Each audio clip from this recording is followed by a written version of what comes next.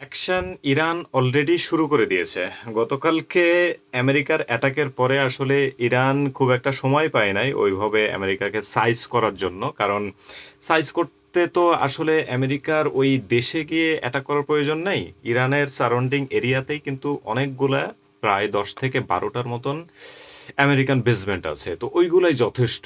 বিশাল পরিমাণে ক্ষয়ক্ষতি করা পসিবল। তবে এইটার জন্য সূক্ষ্ম প্ল্যান প্রয়োজন। যার কারণে আম গতকাল রাত্রে এই ধরনের কোনো কর্মকাণ্ডে যায়নি। কিন্তু আজকে থেকে ইরান তাদের প্রতিশ্রুতি অনুযায়ী অলরেডি অ্যাকশন নেয়া শুরু করে দিছে এবং তাদের ১ম টার্গেট আপনি খেয়াল করলে দেখতে পাবেন যে গতকালকে আমি বলেছিলাম যে আ সারাউন্ডিং এরিয়াতে ইরানের সারাউন্ডিং এরিয়াতে যতগুলো বেসমেন্ট আছে সবচাইতে ইম্পোর্টেন্ট, সবচাইতে সেনসিটিভ বলেন বা এক্সপেনসিভ বলেন সেটা হচ্ছে কাতার বেসমেন্ট।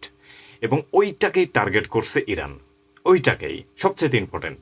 মানে সবচাইতে বেশি সৈন্যবহর যেখানে আছে, মানে কাতার থেকেও সবচাইতে বেশি সৈন্যবহর আছে, বাট ওইখানে অ্যাটাক করে নাই। অ্যাটাক করছে কাতারে এবং অলরেডি অ্যাকশন শুরু হয়ে গেছে। আমি অথরাইজ কোনো চ্যানেল থেকে আসলে ওইভাবে নিউজ পাইনি কতজন মারা গেছে। কেউ বলতেছে ৮০ জন, কেউ বলতেছে ৪০ জন। তবে যাই হোক, কাহিনী যেহেতু শুরু হয়ে গেছে আর বিশ্বমোড়ল তো এখন ইরানের পক্ষেই কথা বলতেছে।